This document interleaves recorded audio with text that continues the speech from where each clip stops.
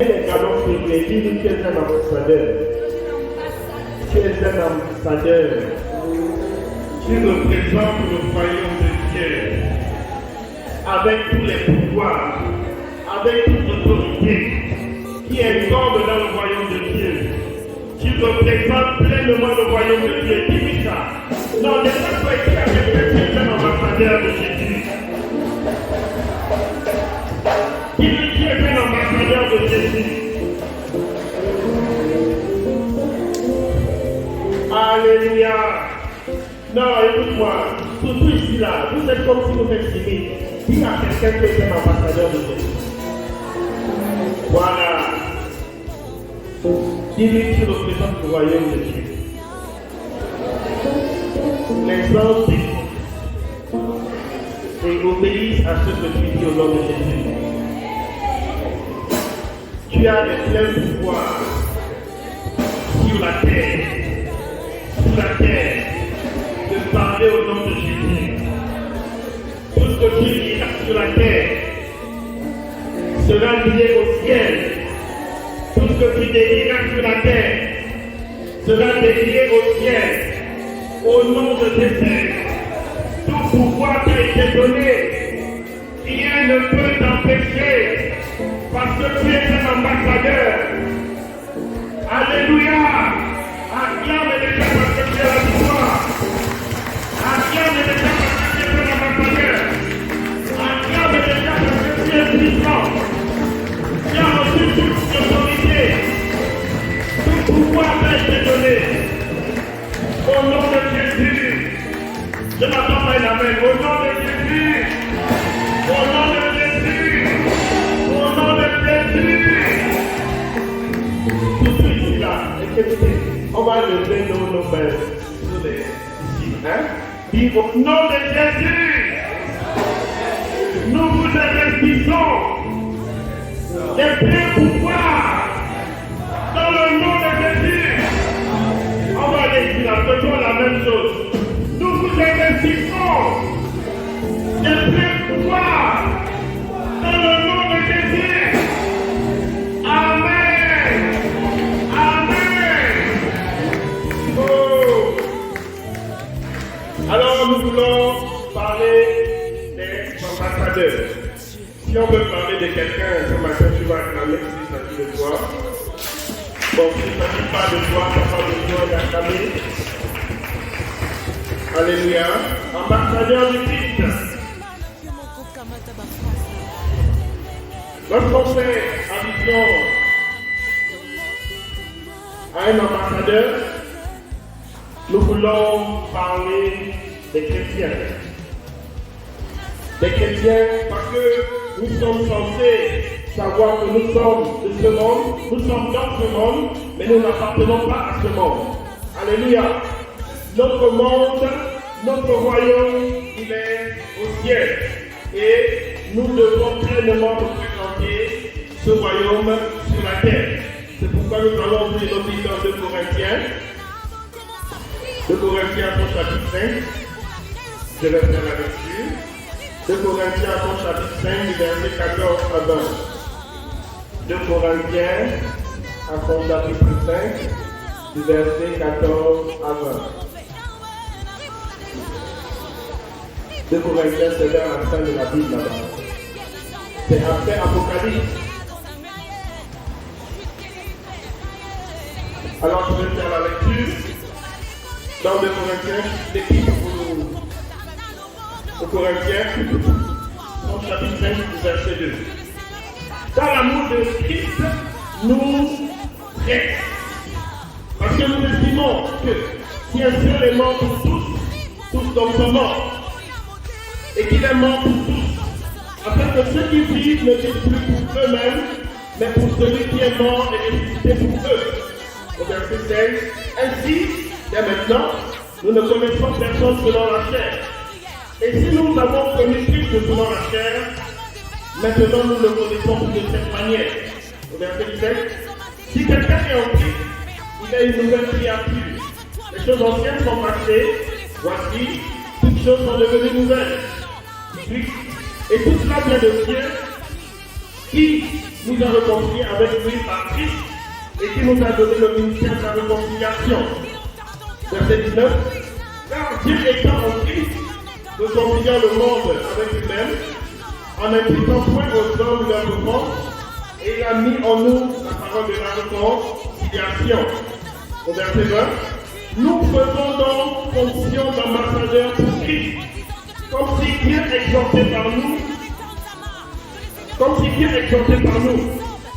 Nous vous en supplions au nom de Christ, soyez réconciliés avec Dieu. Amen. Tenons place. Bonjour. Tu vas bien? J'ose croire par la grâce de Dieu que tu vas bien, que tu vas bien, et que cette semaine a été une semaine bénie pour toi. Alléluia. Quand je dis béni, ça veut dire que là où il y a l'adversité, il faut savoir que derrière l'adversité, il y a une grande bénédiction. Alléluia. Même si tu vois que c'est dur, même si tu vois que c'est compliqué, mais derrière cette rigueur, ce problème, il y a quelque chose que Dieu veut faire. C'est pourquoi la Bible te dit ce matin, car l'amour de Christ doit te presser. Lorsqu'on parle de presser, c'est que quelque chose est lourd, c'est que quelque chose est humide, c'est que quelque chose doit sortir de toi. Alléluia. Pour connaître l'amour de Christ, il ne faut pas être rempli. Pour connaître l'amour de Christ, il ne faut pas être lourd. Non. Tu veux expérimenter la puissance de l'esprit? Commence par libérer ton cœur, commence par libérer ton âme, commence par libérer tout ce qui a tendance à te rendre lourd, à te rendre difficile, à te pourrir la vie. Alléluia. Tu ne peux pas connaître l'amour de Jésus étant chargé. Il faut se décharger pour connaître l'utilité du chargeur. Alléluia. Tu as un téléphone aujourd'hui et tu peux observer que le chargeur qui coûte 1500 francs ou parfois 1000 francs, et le téléphone peut coûter des centaines de mille, mais celui qui coûte des centaines de mille a besoin de celui qui coûte 1000 francs pour être en éveil, pour être actif. Alléluia. Alléluia. C'est pour simplement te faire comprendre que pour Christ, pour connaître que Jésus t'aime, tu as besoin de te libérer, tu as besoin de te décharger, tu as besoin d'enlever toutes les rancunes, toutes les amertumes que tu peux porter dans ton cœur. Parce que nous estimons que si un seul est mort pour tous, tous donc sont morts. En fait, lorsque l'on est chrétien, nous ne vivons plus pour nous-mêmes. L'évangile est aussi simple que ça. Alléluia. N'allons pas dans les doctrines compliquées. L'évangile, Christ est mort pour toi, alors ce n'est plus toi qui vis, c'est Christ qui doit maintenant prendre le dessus. Or, cette parole n'a pas sa valeur si la personne n'est pas honnête, si la personne n'est pas sincère, si la personne n'est pas vraie, si elle ne se libère pas. Amen. Il faut te libérer. Viens, quelqu'un libère ton cœur. Des rancunes, des méchancetés, des mauvaises pensées. Ouvrez la bouche et dis-lui ça. Dis ça à quelqu'un. Libère ton cœur. Ouvre la bouche. Dis-lui ça. Dis-lui, Dieu voit ton cœur ce matin. Dis-lui ça. Dieu voit ton cœur ce matin. Il faut te dégager, il faut te libérer. Tu veux connaître la puissance de Jésus, libère ton cœur. Alléluia. Alléluia. Va vers quelqu'un que tu n'arrives pas à dire bonjour depuis des années. Ne sois pas comme ces sorciers qui viennent montrer leur sourire, mais derrière ce sont des mercenaires. Tu n'es pas un sorcier, tu es un ambassadeur. Et la Bible plus loin nous dit, nous avons reçu le ministère des problèmes, le ministère de la rancune, le ministère de la haine, le ministère de... Nous avons reçu quel ministère? Le ministère de la réconciliation. Réconcilier, ça veut dire quoi? Mettre ensemble, relier, marier, assembler. Mais aujourd'hui, ce sont les chrétiens qui viennent diviser. Dis à quelqu'un, fais attention. Parce que le feu que tu portes peut te faire du mal. Alléluia. Tu ne peux pas recevoir le feu du Saint-Esprit, recevoir un ministère de la réconciliation et tu viens encore diviser. Oh, est-ce que tu sais ce que maman Claire a dit? Hein? Elle veut même montrer quoi? Elle veut même dire quoi? Ceci, cela. Regarde un peu, elle a mis le pantalon aujourd'hui, elle a mis quelle jupe, elle a mis quelle chaussure, elle a... Après tu vas chez maman Claire. Maman Claire, comment tu es bien habillée? Ah, vraiment, c'est joli, maman. Hey! Sorcier! Sorcière! Que ton oui, que ton non, arrête d'être un bandit spirituel. Tu es un représentant du royaume de Dieu. Alléluia. Ce que ta bouche dit, ça doit sortir de ton cœur. La première chose que tu dois avoir dans ton cœur, c'est l'amour. Sans l'amour, tu ne peux pas être un instrument de Dieu. C'est impossible. Au verset 15. Au verset 15. Et qu'il est mort pour tous. Vous voyez pourquoi Jésus est mort pour nous. On vient de sortir de la Pâque, n'est-ce pas? Lui qui n'a pas commis de péché, lui qui n'a rien fait de mal, il est mort pour moi. Moi qui suis un pécheur, moi qui suis un bandit, il a pris ma place. Amen. Quelqu'un en portant tes péchés, il s'est fait pécher pour toi, et toi tu es devenu juste afin que lui soit impur. Et toi tu continues à te voir comme quelqu'un de maudit, quelqu'un qui a la malchance, quelqu'un qui a le sang de l'iguane, quelqu'un qui aime dire les choses de mon corps, alors que tu oublies que ton corps est le temple du Saint-Esprit. Ton corps ne t'appartient plus. Lorsque tu es ambassadeur de Jésus, ce n'est plus à toi de décider. C'est Jésus qui va prendre le contrôle maintenant. Alléluia. Il faut supporter.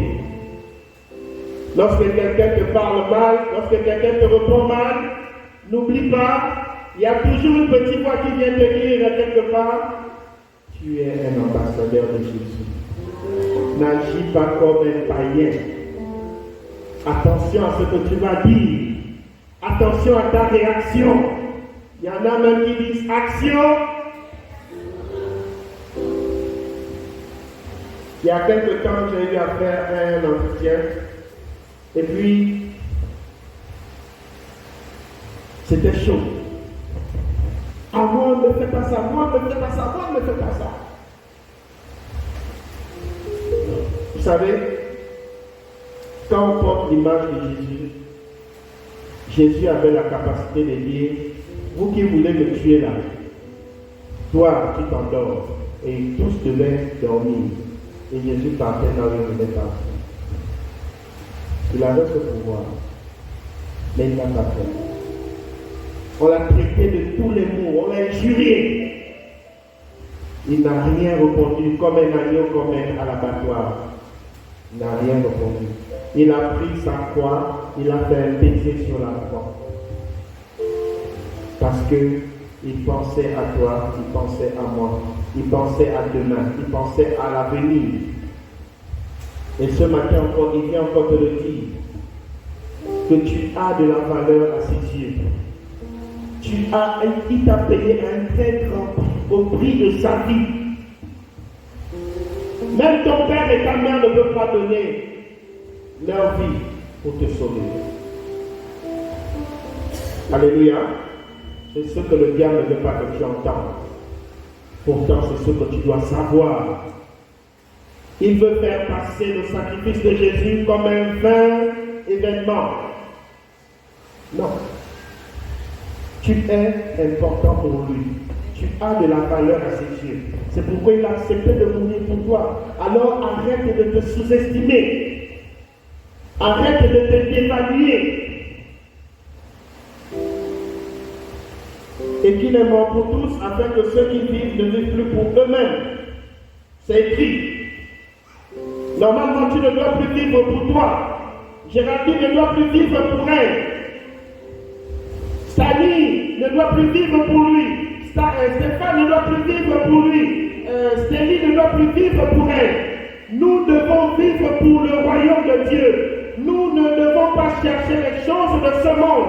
Les choses de ce monde ne doivent pas être une priorité pour nous. Lorsqu'on est ambassadeur de Jésus, on recherche premièrement le royaume de Dieu et sa justice. Alléluia. Ceux qui cherchent d'abord, je dois manger, il faut que je me batte à manger. Oh, je dois aller à tel endroit. Oh, je dois construire la maison. Oh, je dois marcher. Vous voyez qu'ils se préoccupent des choses de la terre. Alors que le problème est simple.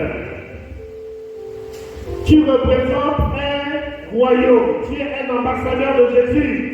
Alors, eux là-bas, ils savent que tu dois manger. Ils savent que tu dois t'habiller. Ils savent que tu dois avoir telle ou telle chose. Lorsque le Gabon envoie un ambassadeur aux États-Unis, est-ce que c'est à l'ambassadeur de chercher la maison? Est-ce que c'est à l'ambassadeur de chercher, je ne sais pas de quoi? Il ne doit pas chercher un autre travail. Ou bien, le Gabon sait qu'on doit le nourrir, on doit le loger, on doit. Il ne doit manquer de rien parce qu'il représente tout un pays. Ou bien, alléluia. Mais imagine si le Gabon sait que lui, l'ambassadeur du Gabon aux États-Unis, il a besoin de toutes ces choses. À plus forte raison, ton royaume, le royaume de Dieu. Combien de fois il sait que tu dois manger, tu as besoin d'une maison, tu as des enfants qui doivent aller à l'école, tu as ceci, tu as cela. Jésus connaît. Jésus connaît. Mon sauveur connaît tout.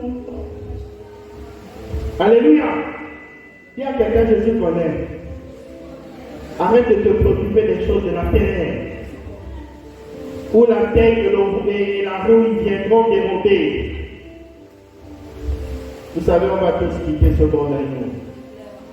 Ou bien, pour rentrer dans l'immortalité. Les choses pour lesquelles tu te bats, ces choses-là, d'autres personnes viendront s'accaparer de ça. Viendront se battre pour ça. Ils vont oublier combien de fois tu as subi. Combien de fois tu t'es battu, tu t'es privé. Tu t'es privé pour acheter une paire de chaussures, pour qu'il y ait une brique quelque part. Ils vont oublier tout ce sacrifice.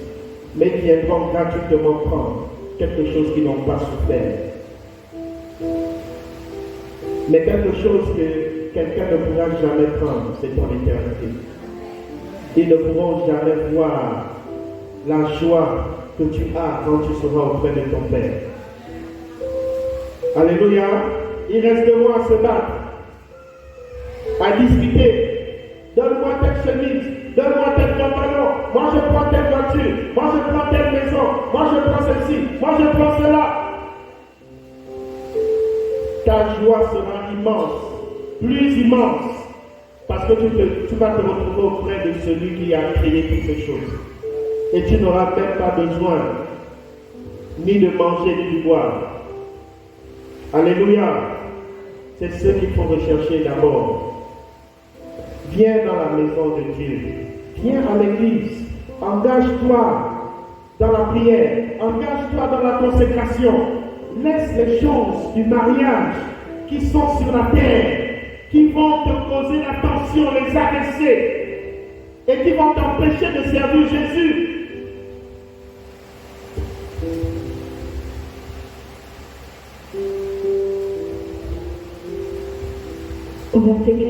Calme-toi, je te dis. Il faut comprendre une chose.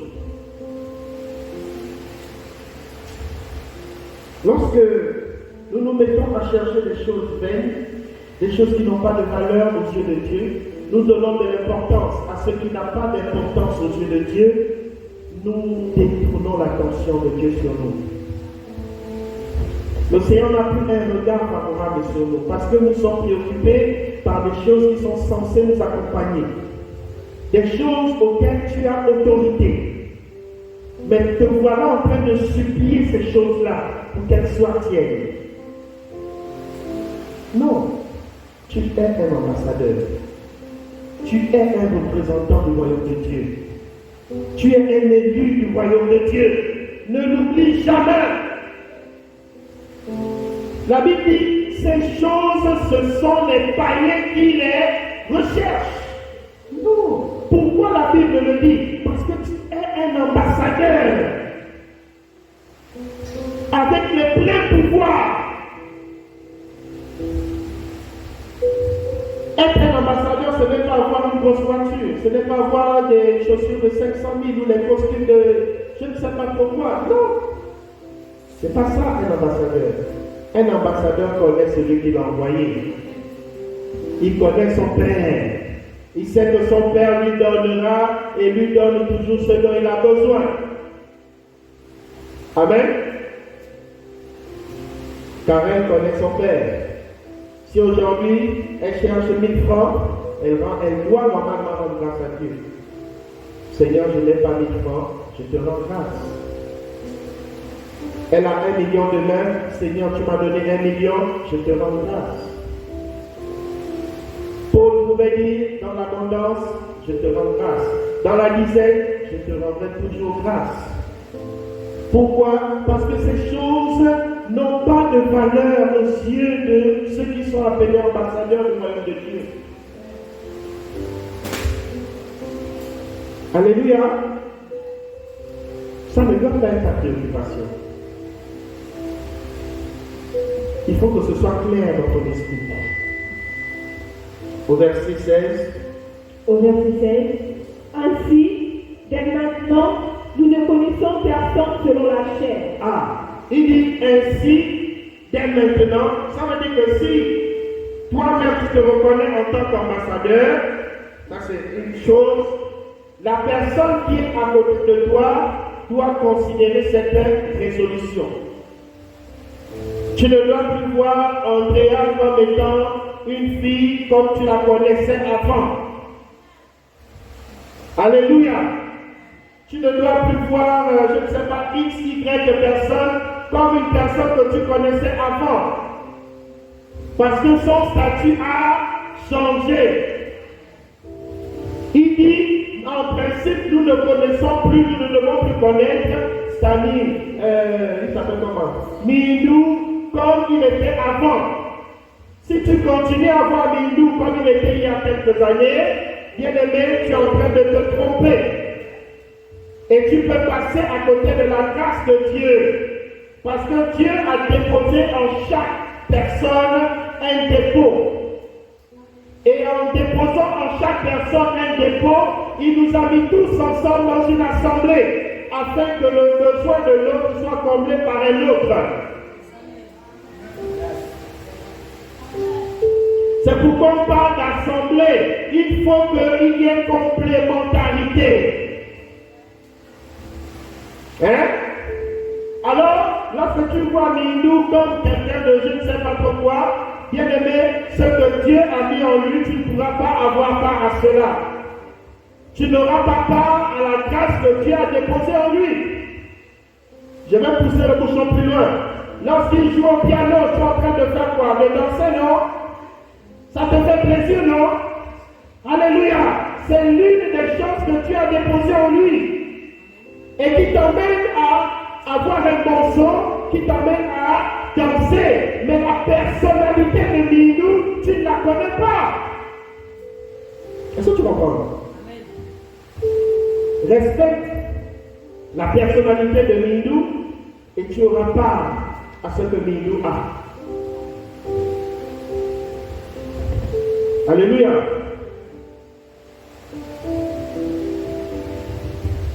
Il dit, ainsi, dès maintenant, nous ne connaissons personne selon la chair. Tu ne dois plus voir la personne de ton frère ou de ta sœur comme étant une personne sainte. Est-ce que c'est clair? Est-ce que c'est clair? Respecte la personne qui est à côté de toi. Honore la personne qui est à côté de toi. Quand tu honores la personne qui est à côté de toi, tu reçois ce que Dieu lui a donné. Si tu la rabaisses, si tu la diminues, bien aimé, tu vas voir que tu vas te retrouver dans des problèmes. Parce que c'est Dieu que tu es en train de diminuer. C'est Jésus que tu es en train de diminuer. Même si elle fait mal, elle est têtue. La tête est dure, tu répètes pendant des années les mêmes choses, mais elle ne comprend pas. Continue à clamer jusqu'à ce que Jésus fasse un miracle dans sa vie. Parce qu'elle représente aussi le royaume de Dieu. Elle est un instrument de Dieu. Et il faut respecter le Seigneur par rapport à son choix. Quand le Seigneur porte un regard sur Milidou, il est fou, il est bête? Non. Quand le Seigneur porte un regard sur Charlène, il connaît le comportement de Charlène, il connaît les réactions de Charlène, mais Dieu l'a appelé à lui. Quand il a choisi Saul de Tarse, il connaissait que Saul de Tarse était un meurtrier, mais il a tiré Saul de Tarse vers lui. Il a aimé Saul de Tarse, il a fait de Saul de Tarse son serviteur, pour qui aujourd'hui on ouvre dans les Corinthiens et on se sert de ces écritures pour exhorter. On se sert des Écritures des meurtriers pour exhorter les serviteurs de Dieu. Dieu aime là où c'est compliqué. Dieu aime là où c'est sale, là où c'est impur. Il prend, il lave et il élève. C'est pourquoi il faut l'acclamer encore. Il fait de telles imperfections, il fait de telles faiblesses, il fait de tels manquements, des forces, des colonnes de poteaux qui puissent soutenir tout un royaume. Parce qu'il a mis en toi ce ministère, ce dépôt. Si quelqu'un arrive à te manquer de respect, ici à l'église, viens me voir. Et je vais parler à la personne. Alléluia. Dis à quelqu'un, tu es un ambassadeur de Dieu. Dis-lui ça bien, s'il te plaît. Regarde-lui dans les yeux. Dis-lui, tu es un ambassadeur du royaume de Dieu. S'il te plaît, dis-lui ça. Sérieusement. Andrea, ouvre ta bouche au nom de Jésus et dis ça à quelqu'un. Si tu ne le fais pas, je vais prier sur toi. Dis à quelqu'un, tu es un ambassadeur du royaume de Dieu. Arrête de te sous-estimer.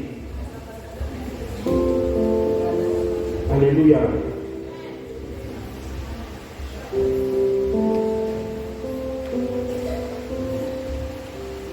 Et si nous avons connu Christ selon la chair, il dit, et si tu as connu Milidou selon la chair, et si tu as connu la personne qui est à ta droite selon la chair, maintenant, il dit, nous ne le connaissons il plus. dit non, maintenant, nous ne devons plus connaître Karel selon la chair. Maintenant, nous ne devons plus connaître Stélie selon la chair. Maintenant, nous ne devons plus connaître Charlène selon la chair. Nous ne devons plus connaître Élodie selon la chair. Nous ne devons plus connaître Samuela selon la chair. Nous ne devons plus connaître Maman Claire selon la chair. Ainsi de suite. Lorsque tu connais la personne selon la chair, tu es rattaché à la chair. Or, l'esprit et la chair sont opposés. Alléluia. C'est pourquoi il faut t'attacher à l'esprit et non à ce que tu vois qui est charnel. D'accord? Tu as tendance à voir ta femme, ton mari, ton frère, ta soeur comme étant inférieur à toi. Quand tu vois la personne inférieure à toi, c'est toi qui es en train de devenir inférieur. Parce que quand on regarde l'autre comme étant inférieur, on est au même niveau que la personne. Oh, tu ne savais pas ça? Vous savez, nous avons des fonctions que nous occupons quelque part. Et sur ce domaine, Dieu nous a appris beaucoup de choses.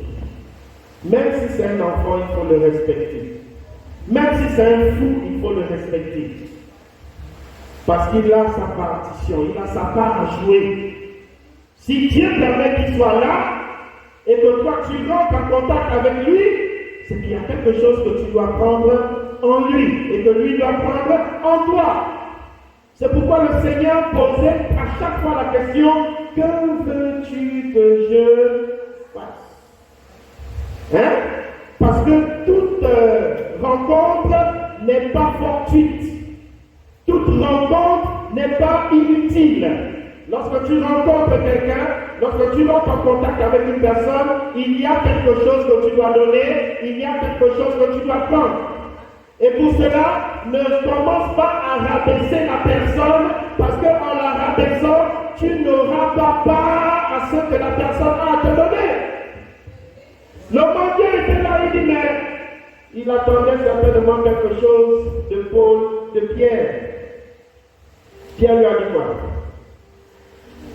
Je n'ai ni or, je n'ai ni argent. Mais quoi? Mais ce que j'ai. D'accord? Je te le. Pierre a donné ce qu'il avait. Il avait Christ. Le fou, enfin le malade, après avoir reçu, il est allé évangéliser. Il est allé parler. Il fallait le miracle pour qu'il puisse aller témoigner. Lève ta main droite. Toute personne que tu vas saluer, c'est un miracle. Quelque chose va se passer à partir de ce matin lorsque tu entreras en contact avec quelqu'un au nom de Jésus. Il est allé témoigner après. Sinon, on n'aurait jamais su ça. Hein? Ce serait même pas écrit dans les évangiles. Hein? C'est lui qui a parlé. C'est pas Pierre. Alors? Au verset 17, si quelqu'un est en Christ, il est une nouvelle créature. Les choses anciennes sont passées. Voici, toutes choses sont devenues nouvelles. Il dit si quelqu'un est en Christ, ce qu'il essaie de dire, c'est que quand on est avec Jésus, on ne vit plus pour soi-même. On n'est pas avec la Sainte Vierge Marie. Je vous salue Marie, pleine de grâce, le Seigneur est avec vous. Amen. Jésus est quelqu'un qui a dépassé ça. Marie est morte, enterrée. Jésus est vivant, il est à la droite du Père. Si tu as des doutes, tu pourras venir me voir après. Je prie pour toi et tu vas voir Jésus assis à la droite du Père. D'accord? Ce n'est pas un débat. Nous ne prions pas quelqu'un qui est mort, nous prions quelqu'un qui est vivant. Ainsi, on était où? Oui, au verset 17. Si quelqu'un est en Christ, la Bible dit qu'il est une nouvelle créature. D'accord? Quand tu reçois Jésus dans ta vie, tout ton passé est effacé. Tu étais une prostituée, tu étais une fille facile, tu étais le haut débit, tu étais tout ce que tu veux citer comme passé. Il n'y a pas de problème, Jésus ne te rejettera pas, Jésus ne va pas te calomnier, Jésus ne va pas t'injurier ou te repousser ou te rejeter. Non, Jésus te prend tel que tu es. Alléluia. Alléluia. Tu as pratiqué 50 000 avortements. Tu as tué, tu as même tout un tombeau, plein des enfants que tu as inventés. Tu connais le remède, tu connais la méthode, comment ça se passe. Hein? Il n'y a pas de problème, Jésus te prendra quand même. Il va te laver, il va t'habiller, il va te restaurer et il va te mettre quelque part là où les gens seront là pour t'acclamer. Alléluia. C'est un merveilleux Dieu. C'est pourquoi il dit si quelqu'un est en Christ, il est une nouvelle créature, les choses anciennes, vous voyez, on dit les choses. Pourquoi on n'a pas précisé, on a dit choses, tu peux mettre tout ce que tu veux de ton passé, tu mets ça dans choses là, et puis on proclame ça comme ancien. On ne dit pas nouvelles choses, on parle d'anciennes choses. Laisse ton passé passer. Ne viens pas bâtir l'avenir avec ton passé. Ne viens pas construire l'avenir avec ce que tu as fait hier ou avant-hier. Jésus ne travaille pas avec le passé des gens. Amen. Il travaille avec ton ambition. S'il y a quelqu'un qui ne regarde pas derrière, c'est bien lui. Celui qui regarde derrière, c'est le diable. Il va toujours te rappeler ce que tu as fait hier. Regarde ce que tu as fait hier. Tu as bu les médicaments, tu as avorté. Regarde ce que tu as fait hier. Tu es rentré en contact avec ton copain. Par le téléphone. Vous avez parlé, vous avez fait. Tu caches ça à ton mari. Tu caches ça à ta femme. Et puis, te voilà en train de faire des choses dont on n'a même pas idée. Bâtissez votre avenir sur la vérité.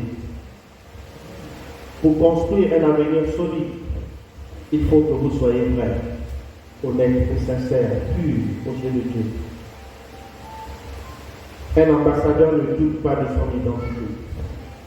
Un ambassadeur ne remet pas en question est-ce que le pays, est-ce que le Gabon va virer mon salaire? Est-ce que non? Un ambassadeur représente tout un pays entier. Mais nous représentons plus qu'un pays, nous représentons plus que le monde entier. Nous représentons celui qui a créé le monde en question, celui qui a créé les cieux et la terre. Nous le représentons pleinement. Même les anges n'ont pas cette capacité. Dis à quelqu'un, sois vrai. Sois vrai avec toi-même d'abord. Regarde la vérité dans ton cœur. Sanctifie-toi, purifie-toi, mets-toi à part pour les choses saintes, pour les choses de Dieu. Amen. Il dit si quelqu'un est entré sur une nouvelle créature, les choses anciennes sont passées, d'accord? Il y a un point ou une virgule. Point virgule. Ça veut dire quoi, point virgule? Je cite, c'est ça? Ou bien? Non. Moi, je n'ai pas fait l'école. On va demander à ceux qui connaissent tout. Que veut dire point virgule? Wow! Elle est tombée dans le piège. J'ai dit, on va demander à ceux qui connaissent tout.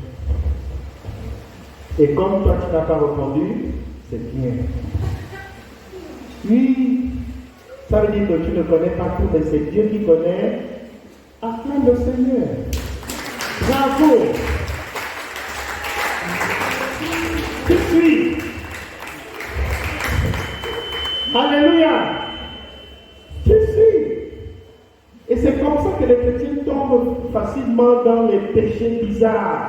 Tu contractes des démons bizarres parce que tu ne prends pas attention à ce qui est demandé, à ce qui est dit. On te demande 1 plus 1 égale à combien? Tu vas vite prendre feuille, tu vas... Non, calme-toi. Alléluia. Analyse la question. Regarde celui qui a créé la question avant de répondre à la question. Si c'est un docteur, si c'est un agrégé qui vient te demander 1 plus 1 égale quoi? Égale à combien? C'est un agrégé qui te demande ça. Et puis toi, tu vas venir mettre 2. Ou bien? Hein? Non, tu vas mettre 2. Je regarde celui qui a posé la question. Il est agrégé en mathématiques. Il connaît mathématiques. C'est lui qui enseigne les mathématiques dans les facultés. Et puis il vient mettre 1 plus 1 égale à combien? Il laisse la feuille part. Et puis toi, tu vas vite prendre feuille, tu vas mettre ton nom, tu vas mettre 1 plus 1 égale 2. Mais il te met 0. Oh. Là, il y a tout un schéma à faire. Tu fais des propositions, tu fais des suppositions. Si une goutte d'eau, une goutte d'eau, nous donne une goutte d'eau. Donc, la goutte d'eau, elle est composée de chimiquement. On avance encore. La goutte d'eau est composée de... Quelqu'un a dit ça là-bas? Maintenant, quand on rentre dans H2O, on développe. En définitive, 1 plus 1 est égal à 1. Première hypothèse. Oh. Vous blaguez. Ne vous précipitez pas à expliquer des choses simples. Quand la chose est simple, prends le temps. Quand la chose est compliquée, c'est à ton niveau. On va avancer, c'est pas l'objet du jour. Voici toutes choses sont devenues nouvelles. Au verset 18, et tout cela vient de Dieu. Il dit, toutes choses sont devenues. Donc, pour aller dans les nouvelles choses, il faut oublier le passé. Tu veux voir la main de Dieu dans ta vie, oublie le passé. Dieu ne bâtit pas avec le passé. Dieu ne renouvelle pas avec le passé. Dieu travaille lorsqu'on oublie le passé et on lui fait confiance. C'est ça la foi. On s'attend à lui, on aspire à lui. Alors, il est conscient que tu as laissé ton passé, il va te prendre la main et t'emmener dans de nouvelles choses. D'accord? Amen? Il y a des gens que je connais, c'est-à-dire, ils aiment garder les vieilles choses. C'est mon beau-père, n'allez pas me trahir. Lui, il a les gobelets depuis Stéphane même n'était pas encore né. Les gobelets, oui. Il a des cuillères depuis, les marmites depuis. Et il continue à préparer des dents. C'est pourquoi je me rends compte que parfois le sang a des répercussions quelque part. Lisons la Bible. Non, je fais allusion à Stéphane. Stéphane aime garder les vieilles choses. Enfin, allez demander à maman Pisca. Elle est mieux placée pour vous enseigner. Suivez mon regard. Et au verset 18. Et tout cela vient de Dieu, qui nous a réconciliés avec lui par Christ. Dieu dit, il nous réconcilie. D'accord? Avec Christ. Donc Christ est la courroie de transmission entre le royaume de Dieu et moi. Sans Christ, je ne peux pas avoir accès au royaume de Dieu. Sans Christ, je ne peux rien décider qui concerne le royaume de Dieu. Donc Christ est ma courroie, Christ est mon lien entre le royaume de Dieu et la terre. C'est à cause de Christ que je suis ambassadeur. On va aller. Et tout cela vient de Dieu qui nous a réconciliés avec lui par Christ et qui nous a donné le ministère de la réconciliation. Donc le ministère de la réconciliation, on dit bien ministère. Quelqu'un qui aime la paix, il a un ministère. C'est ce ministère de la réconciliation. Quelqu'un qui aime arranger les problèmes entre deux personnes, il a un ministère de la réconciliation. C'est pourquoi, quand une personne vient souvent se plaindre vers toi, oh, est-ce que tu as vu telle personne? Est-ce que tu as entendu telle personne? Tu vois aussi, tu écoutes là-bas, oh, machin. Au lieu de mettre le feu, au lieu de mettre le piment, le plus souvent, je ne sais pas si c'est le cas, tu te retrouves en train de les conseiller et de les réconcilier, de ramener la paix entre eux. Ça, c'est pas toi qui as mis ça, c'est Dieu qui a mis ça en toi. D'accord? Quelque part, cette parenthèse, tu as certainement un ministère à défendre. Parce que ces choses-là viennent directement du Père, viennent directement de Dieu. Mais quelqu'un qui va te dire, oui, bon, c'est là, oh, voilà, c'est une voleuse, c'est une bandite, oh, après tu vas chez l'autre, oui, l'autre là-bas aussi, c'est une bandite, c'est une voleuse. Tu es en train de séparer. Quand le Seigneur dit, il faut réconcilier, toi tu es en train de séparer. Oh, il a dit ça. Oh, pourquoi il a dit ça? Là, en ce moment, le diable est en train de travailler pour dire, mais écoute, voilà, il a dit ça. Voilà, elle a dit ça. Voilà, tel m'a dit ça. Voilà, ceci, cela. Ce sont des cas pratiques, des TP, des travaux pratiques. Maintenant, Dieu te met devant ça et il te dit, écoute, voilà ce qui est en train de se passer maintenant dans mon cœur. D'accord? Et puis il te dit, bon, écoute, il faut réconcilier.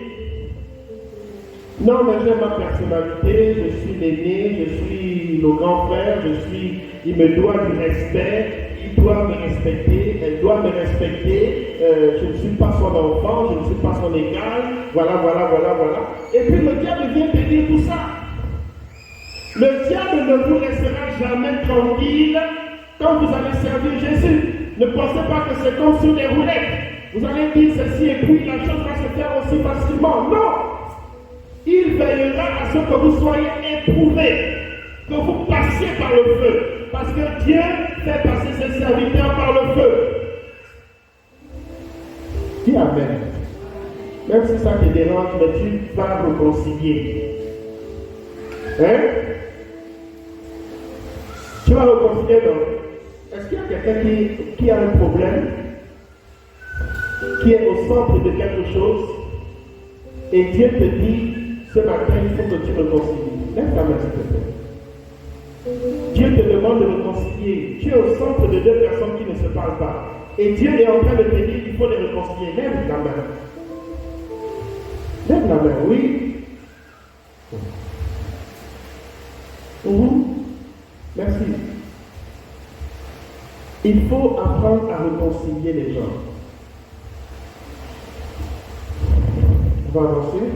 Au verset 19, car Dieu, étant en Christ, réconciliant le monde avec lui-même, voilà, en n'imputant point aux hommes leurs offenses. Il dit en imputant. Imputer, c'est un terme comptable. Imputer, ça veut dire mettre, placer. On impute. Non, en imputant, point. On enlève. C'est ça, non? C'est on enlève, non? Ah, il fallait vous jeter.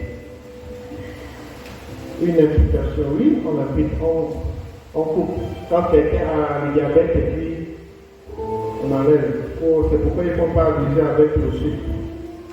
Hein? Sinon, ta glycémie, il faut arrêter avec les coca, les beignets, même si moi-même je suis encore dedans. Dieu va nous aider. Amen. Hein, c'est pas Dieu va nous aider, non? On laisse les beignets, on laisse les coca, et puis on boit de l'eau, on mange de l'eau. Voilà. Quand Dieu est en Christ, réconciliant le monde avec lui-même, en n'imputant point aux hommes leurs offenses, il a mis en nous la parole de la réconciliation. C'est ce que je disais plus haut. Au verset 20, enfin, nous faisons donc les fonctions d'ambassadeurs. Il dit, nous faisons donc les fonctions d'ambassadeurs. Tu es en fonction en ce moment. Dieu ne regarde pas, tu n'as pas les habits, tu n'as pas les chaussures, tu n'as pas une qualification, tu n'as pas fait l'école. Il n'a rien à faire avec ça, ne t'inquiète pas. Dieu dit tu es un ambassadeur. Alléluia. Dieu te dit ce matin, tu es en fonction. Sur la terre, là où tu es là ce matin, tu es en fonction. C'est pourquoi il dit, nous faisons donc des fonctions d'ambassadeurs pour Christ. Hein? Comme si Dieu exaltait par nous. Dieu parle au travers de toi. Dieu agit au travers de toi. Dieu veut faire des miracles au travers de toi. Dieu veut intervenir au travers de toi. Dieu veut sauver des âmes au travers de toi. Dieu veut guérir des âmes au travers de toi. Dieu veut faire connaître le royaume des cieux au travers de toi. Il n'a pas deux alternatives. Il n'a pas d'autres alternatives. C'est toi qui l'as regardé et il compte sur toi. Alléluia. Alors il faut arrêter un moment de s'amuser avec ce ministère. Et prendre conscience que le Seigneur nous a fait confiance en nous donnant ce ministère. En portant son regard sur nous. Il connaît tes faiblesses, il connaît aussi tes qualités, mais il n'a rien à faire avec tes faiblesses, il s'appuie plus sur tes qualités. Amen. C'est pourquoi il faut parler de lui. Tu n'as pas besoin d'être qualifié pour parler de Jésus. Tu n'as pas besoin d'aller dans une école de théologie pour parler de Jésus. Tu n'as pas besoin de suivre quelconque formation pour parler de Jésus. Ouvre simplement la bouche et tu verras ce qui va se passer. Toi-même, tu te mettras à parler, à dire des choses que tu ne connais même pas, que tu n'as jamais même réfléchi dessus. Et tu te mettras à parler dans le cœur de la personne. Et la personne va être sauvée. Arrêtons un moment de regarder le mal partout. De condamner.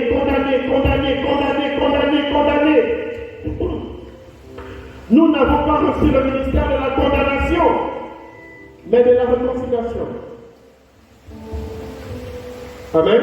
Nous vous en supplions. Au verset 20, petit b. Comme ce qui est exhorté par nous, oui. Nous vous en supplions au nom de Christ, soyez réconciliés avec Dieu. Pour pouvoir réconcilier quelqu'un avec notre personne, il faut que toi-même tu sois réconcilié avec Dieu. Pour que Dieu t'utilise, pour que le Seigneur se serve de toi, il faut que toi d'abord tu sois réconcilié avec lui. Et être réconcilié avec le Seigneur, c'est comment? C'est simplement rechercher la paix avec tous. Être en paix avec tout le monde. Il ne faut pas que tu puisses dire, oh, je ne parle pas avec X, je ne parle pas avec Y. Non. Vous savez, il y a une tante à moi, dans la famille, elle est un petit frère. C'est une sorcière, c'est un qui a tué tel, c'est qui a tué tel, c'est qui a tué tel. Et puis, la tante m'appelle. Ah, voilà la situation, vraiment, aide-moi, c'est compliqué. Je dis ok. Et bon, j'ai trois mamans. Allez comprendre, faites comme vous voulez, mais moi j'ai trois mamans. Une a fait la tête, l'autre a fait comme ça, c'est votre problème. Alors, j'ai appelé une de mes mamans et j'ai dit, ah, voilà, ta soeur veut que ça. Ah bon, oui, ne donne pas l'argent. Non, ma chère, c'est une sorcière, elle va bloquer ton argent. Mais moi, ayant reçu le ministère de la réconciliation, je ne peux pas agir comme quelqu'un qui est insensé. Je vais répondre à sa demande. Et puis, il faut savoir qu'on ne peut pas toucher à quelque chose qui appartient au Seigneur. Non. Nous n'avons pas, nous ne devons pas rentrer là où il y a des problèmes et regarder les choses comme les païens voient. Tu es serviteur de Dieu, je suis serviteur de Dieu. Regardons comme le Seigneur veut que nous puissions regarder. Et il faut comprendre comme le Seigneur veut que nous comprenions. Faisons le bien, même si la personne te fait du mal, continue à faire le bien. Jacques 5, 17, je crois, si je ne me trompe pas, dit que si nous savons faire du bien et que nous ne le faisons pas, nous commettons un péché. Donc il faut faire le bien. Tu ne veux pas faire la volonté de Dieu. Le reste, ce n'est pas ton problème. Voilà un ambassadeur. Alors on va avancer rapidement. On va d'abord aller 2 Corinthiens 8, 9, rapidement juste à côté. 2 Corinthiens 8, 9. 2 Corinthiens chapitre 8, verset 9. Écoutez. Car vous connaissez la grâce de notre Seigneur Jésus-Christ, qui pour vous s'est fait pauvre. La Bible dit, car nous connaissons quoi? La grâce qui est en Jésus-Christ. Ça veut dire quoi? Ça veut dire que Dieu le Père a tout mis en Christ. Lui-même, il s'est amusé à dire, tout pouvoir m'a été donné où? Dans les cieux, sur la terre et sous la terre. Toutes sortes de grâces sont en Christ. Amen. Sans Jésus, il n'y a pas possibilité d'être sauvé. Sans Jésus, il n'y a pas possibilité de recevoir une quelconque faveur et la faveur demeure éternellement. C'est en lui. Il dit, oui. Car vous connaissez la grâce de notre Seigneur Jésus-Christ. Et là, il faut la connaître, cette grâce. Allons-y. Qui pour vous, qui pour nous, il s'est fait disons, Jésus a plein de grâce. D'accord? Car vous connaissez quoi? La grâce qui est en qui? En Jésus, non? C'est ça? Ou bien? Et après, il dit quoi? Donc, Jésus se dépouille de la grâce et donne sa grâce à qui? À toi et moi. D'accord? Donc, il se dépouille de cette grâce pour que toi et moi nous puissions prendre cette grâce, partager cette grâce, et puis, de riche qu'il était, afin que par sa pauvreté, c'est-à-dire, il a pris ta pauvreté et il t'a donné sa richesse. Alors tu n'as plus de raison de dire que tu es pauvre. Tu n'as plus de raison de dire que j'ai besoin de 10 000, j'ai besoin de 100 000, j'ai besoin de ceci. Jésus t'a donné sa richesse. Tu portes en lui sa richesse. Et sa richesse, elle est parfaite. Elle ne manque de rien. Elle ne souffre de quel manquement. La richesse de Jésus, elle ne manque de rien. Il y a tout dedans. Lorsque Pierre voulait payer l'impôt, il vient préoccuper, Seigneur, on doit payer l'impôt demain. On fait comment? Matthieu va venir nous demander l'impôt. Matthieu arrive, et puis Jésus dit, va pêcher le poisson, ouvre la gueule du poisson. J'ordonne que le miracle soit tous les jours dans ta vie et t'accompagne tous les jours de ta vie. Quelle que soit la situation ou les situations par lesquelles tu vas traverser, ordonne que l'argent sorte là où c'est bloqué. Parce que Jésus s'est fait pauvre pour que toi, tu sois riche. Et le diable vient pour dire, oh, te voilà en train de souffrir. Oh, tu as accepté Jésus. Oh, tu as fait ceci. Et te voilà, tu n'as rien. C'est un menteur.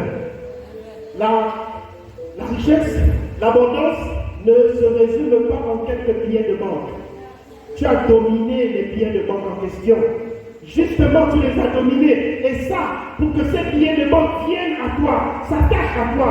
Quand il dit la richesse en question, ce n'est pas l'argent. Ce n'est pas l'argent. La connaissance est une richesse. La sagesse est une richesse. Aimer quelqu'un, c'est une richesse.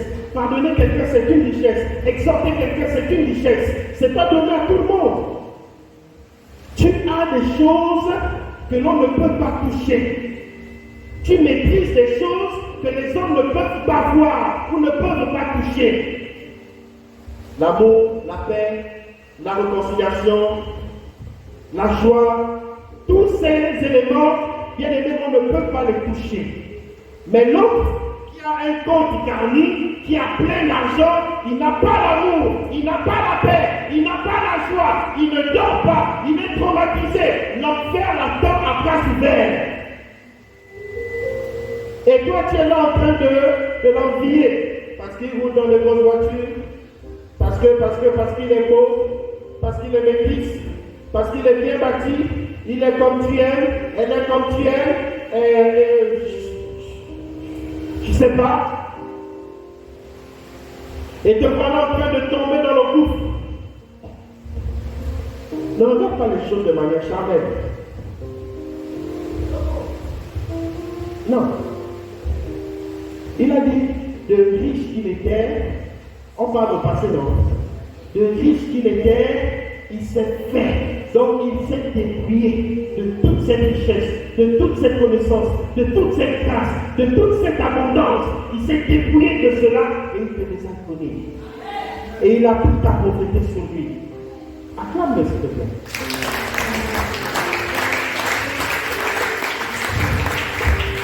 Alléluia. On va aller à Isaïe 57.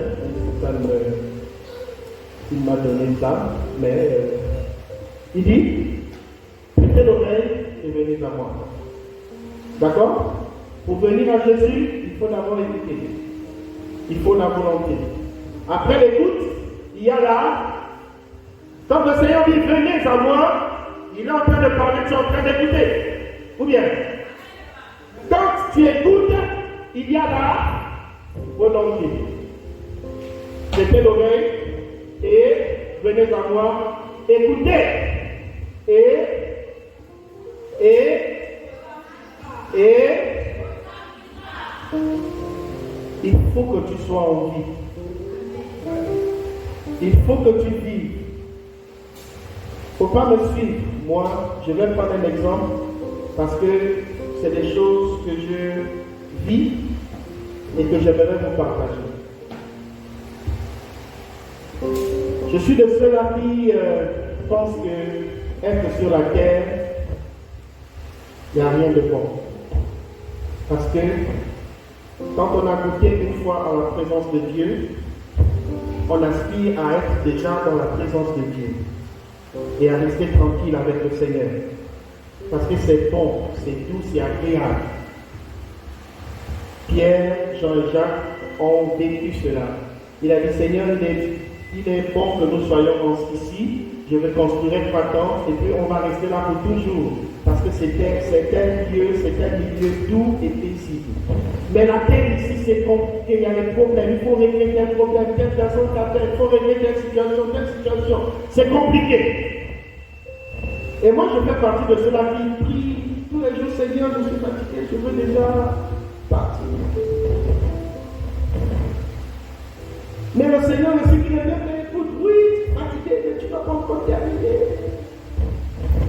Ah, mais Seigneur, mais voilà. Dieu nous donne toujours la solution à nos préoccupations. Oui. Mais sincèrement, c'est bon d'être avec Jésus. Non, c'est sérieux, c'est très bon. Oui. Quand tu es seul, tu te mets en prière dans ton bureau, il n'y a pas un bruit, tu es là, vraiment, Seigneur, c'est bon. Il dit, votre âme, je traiterai avec vous une alliance éternelle. Ça veut dire que même quand tu seras mort, l'alliance vivra. L'alliance est quelque chose qui ne connaît pas la mort. Surtout lorsque cette alliance elle est faite de temps pour moi en accord avec le Seigneur, cette alliance ne connaît pas la mort. L'alliance est un accord, est une résolution, est un arrangement, est un contrat que tu as avec Dieu. Comme l'alliance de Canaan où nous sommes aujourd'hui, c'est une alliance entre lui et moi. Et cette alliance vit et elle vivra éternellement. Pourquoi? Parce qu'elle vient de lui-même directement. Alors? Pour rendre durable mes faveurs envers David. Vous savez, l'alliance de David, la clé de David, c'est même ici. Voilà, un peu plus haut. David a utilisé des choses. Ça, c'est l'une des clés de David. Hein. L'une des clés de David, c'était l'alliance. David connaissait l'alliance qu'il avait avec son Dieu. D'accord? Quand tu connais ce que Dieu veut faire avec toi, tu connais ce que Dieu attend de toi, c'est une alliance que ni lui ni toi vous ne devez rompre. Et tant que David et Dieu étaient dans l'alliance, David n'avait pas de problème. Voici, je l'ai établi comme témoin auprès des peuples, comme chef et dominateur des peuples. Voici, tu appelleras des nations que tu ne connais pas, et les nations qui ne te connaissent pas accourront vers toi, à cause de l'Éternel ton Dieu, le Saint d'Israël qui te glorifie. Dieu veut te glorifier. Le Seigneur veut que tu sois cet ambassadeur. Il veut te glorifier. Il a besoin de toi. Il a besoin de toi. Il a besoin que tu te décides. Il a besoin que tu te lèves. Il a besoin que tu t'engages. Il a besoin que tu lui fasses confiance. Le Seigneur a besoin de toi parce que les temps présents sont très mauvais, très difficiles. Et c'est le moment où les hommes et les femmes de Dieu doivent se lever. Mais les hommes et les femmes sont préoccupés par l'argent.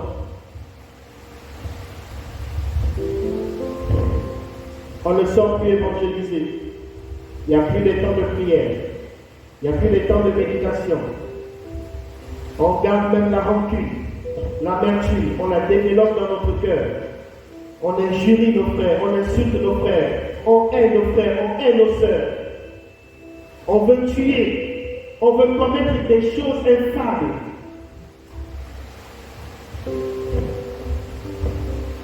Aujourd'hui, même des petites filles de 15 ans, 13 ans commettent des choses dont vous n'avez pas idée. C'est pour vous dire que le diable en ce moment est debout. Plus les années passent, plus il est là, il gagne du terrain, il travaille davantage.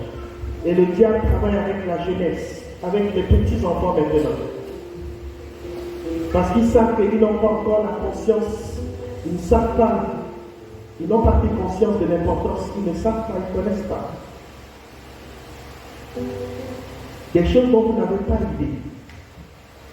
Terrible. C'est pourquoi nous devons prier.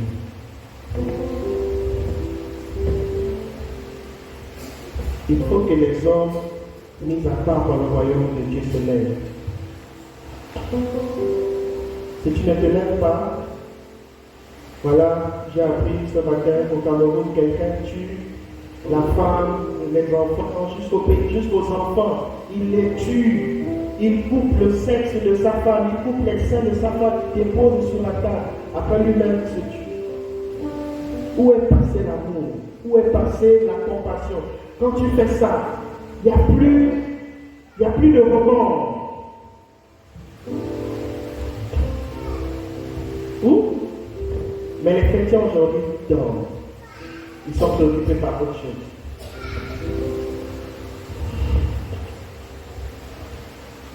Ça ne sert à rien de venir à l'église et de garder le même comportement, le même style de vie, la même manière de te comporter, la même manière de parler, la même manière de réagir. Ça ne sert à rien de venir à l'église. Reste à la maison. Ton mari ou ton copain aujourd'hui, c'est ta servière. Tu lui parles comme tu veux, tu réponds comme tu veux. Tu es d'une impolitesse. Même le diable est surpris. Tu es d'une haine, d'une rancune. Non. Tu veux quelque chose de ce monsieur. Tu veux qu'il t'épouse. Mais te voilà en train de lui parler comme si tu parlais même à ta garniture. Excusez-moi. C'est un peu trop. Pourquoi une telle méchanceté? Où est l'amour de Jésus dans tout ça?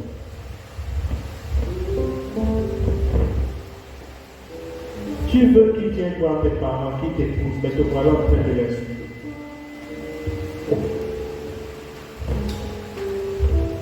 Si moi je fais le frère l'inviter, balance dehors, et puis va chercher un autre homme ou bien une autre femme, je ne sais pas que tu vas dominer. Le plus souvent, ce genre de femmes-là, ce sont des hommes. Ce sont des hommes, il lui faut une autre femme. C'est des gens qui sont de l'autre côté. Oui. C'est pourquoi elles sont comme les hommes.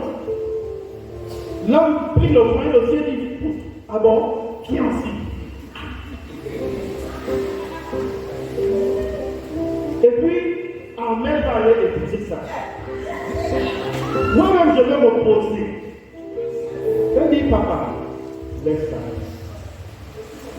Non, son cœur ne peut pas être là-bas, pasteur. C'est ça qu'il est.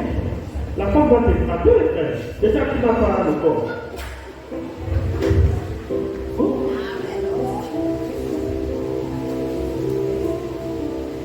Il faut que ça change. Apprenez à prendre la bénédiction qui est dans vos frères et dans vos soeurs.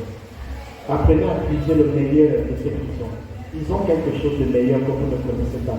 Ils ont un talent que vous ne connaissez pas. Ils ont un potentiel que vous ne connaissez pas. Que vous n'avez même jamais découvert en eux. C'est des personnes bien que vous voyez là. Mais sachez exploiter ce potentiel qui est endormi. Que vous avez mis un gros voile. Et puis pour dire, je ne regarde pas ton côté positif là. Moi je regarde seulement ton côté négatif. Tu parles mal. Tout ce que tu fais c'est mal. Toujours les problèmes, toujours. Non. Mais quand tu regardes mal là, tu vas recevoir le mal aussi. Ne t'attends pas à avancer quelque part avec ça.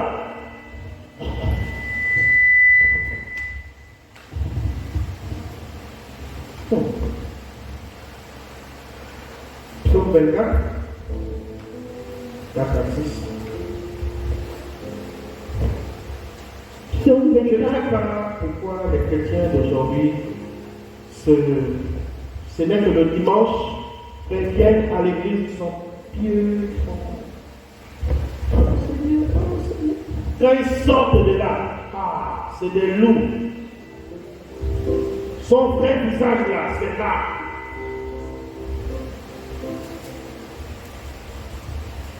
Un mercenaire, un lion, une lionne. N'oublions pas que nous sommes ambassadeurs de Jésus. Nous représentons le royaume de Dieu. Pas à l'église, mais dehors surtout.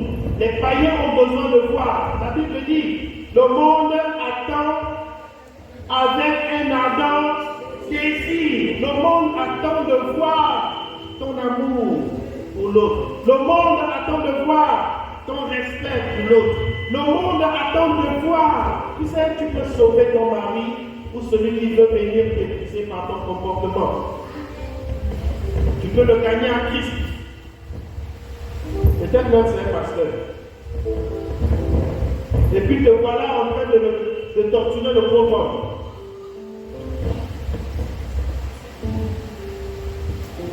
Comment te faire la délivrance? Parfois, il y a les esprits aussi qui te provoquent souvent.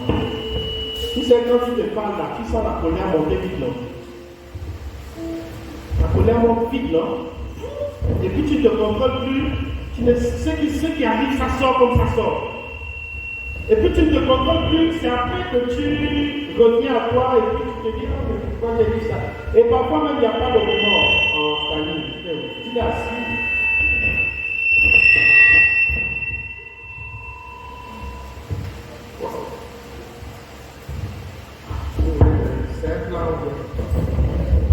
Psaume 24, rapidement, Psaume 24, verset 4 à 6. Il dit, celui qui a les mains innocentes, toi-même quand tu regardes tes mains, est-ce que tes mains sont innocentes? Hein? Voilà. C'était juste une question et une parenthèse. Celui qui a les mains innocentes et le cœur pur. Il dit le cœur mauvais. Très bien. Le cœur pur. Le cœur pur. Il y a celui qui bouge la tête comme le Maria là. Dis-lui le cœur pur. Hein? Il y a quelqu'un au cœur pur. Jésus avait un cœur pur et il a un cœur pur. Dieu dépose dans un cœur pur. Dieu ne peut pas déposer dans un cœur qui n'est pas pur, dans un cœur impur. Dieu travaille avec les cœurs purs. Un cœur pur, c'est quoi? C'est quelqu'un qui n'a pas de problème avec quelqu'un. C'est quelqu'un qui aime, qui prie, qui médite, qui pardonne, qui supporte et qui s'adresse constamment à son Dieu, qui supporte dans le silence, qui pleure dans le silence. Mais seul son Dieu sait ce qu'il est en train de vivre. Les gens viennent de partout. Coup de fil, tel problème. Ils supportent. Mais ils s'adressent seulement à son Dieu. Ils connaissent ce qu'il vit. Ayez des cœurs purs. Soyez purs. Soyez vrais. Amen. C'est la chose la plus simple possible, mais la plus compliquée dans le monde.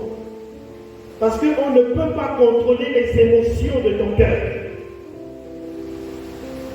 Mais Dieu te demande d'avoir un cœur pur.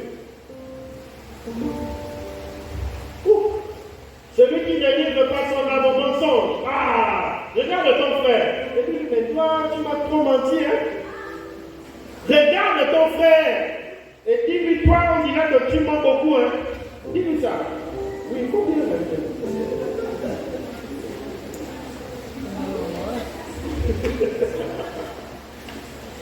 faut regarder, regarde lui et dis-lui, celui qui ne livre pas son cœur au mensonge, dis-lui ne sois pas un menteur. C'est ça, non? Celui qui ne livre pas son âme son âme, pas son cœur, mais son âme. C'est même pire, c'est même grave. Et tout, le mensonge, c'est comme en film. Vous fou, oh, vous fou là. Vous fou. Vous fou. Il n'y a pas un Dieu. Non, il n'y a pas. Vous fou, ça veut dire le mensonge. Ne sois pas un menteur, parce que la Bible dit, votre père, c'est le diable. Le diable, c'est le père du mensonge. C'est où? Et qui ne jure pas pour tromper. C'est-à-dire qu'il va te regarder dans les yeux et te dire que c'est la vérité, mais alors il te ment en vérité. Il te ment avec onction, avec vérité. Il te ment en te regardant pur.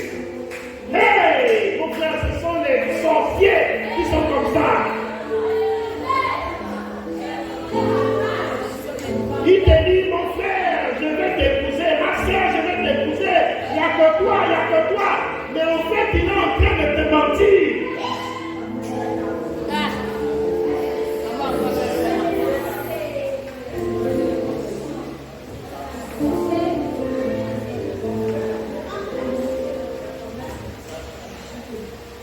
La Bible dit qu'il obtiendra la bénédiction. Donc celui qui a